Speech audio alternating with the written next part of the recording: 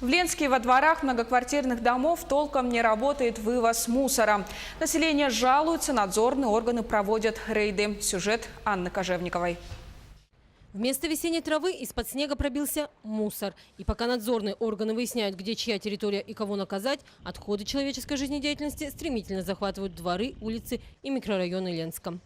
Именно поэтому администрация города организовала рейд по местам массового несанкционированного скопления мусора с участием надзорных органов, таких как прокуратура и Роспотребнадзор. Мы наблюдаем на прилегающей территории, вот именно по разграниченной территории, мусор, нахождение мусора.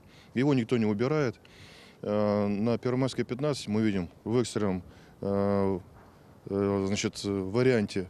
Видно, что люди наняты, убирают мусор, для того, чтобы избежать, соответственно, наказания. Как отметил Василий Козырев, все эти территории закреплены за многоквартирными домами, и ответственность за их уборку несут управляющие компании, а оплачивать услуги должны жильцы. Но с ними большинство управляющих компаний не нашли взаимопонимания. Максимум, чего удается добиться – привлечь людей к субботникам. Дворникам, которые поддерживают чистоту на придомовой территории, очень большой объем работы, тяжело. С населением проводилась работа по средствам объявлений. Да? Многие люди вышли на субботники, убрали. Собаки растаскивают, ветер, то есть организация мест сбора, надо принимать какое-то решение на уровне муниципалитета, чтобы ограничить доступ собак и чтобы ветром не раздувало вот так мусор.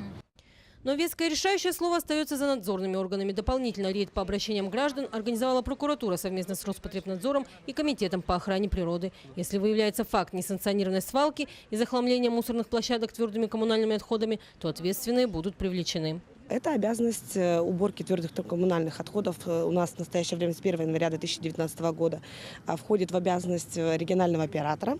Региональным оператором у нас является Мирлинское предприятие жилищного хозяйства ООО МПЖХ.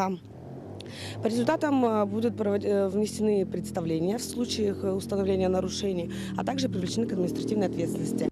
Большую ответственность за чистоту в своем городе все же несут сами люди. В ходе рейда мы наблюдали такую картину, что много мусора в пакетах и без лежит вдоль домов, под окнами многоэтажек. Вряд ли тому виной собаки и несвоевременный вывоз ТКО. Анна Кожевникова, Виталий Андреев, Ленск.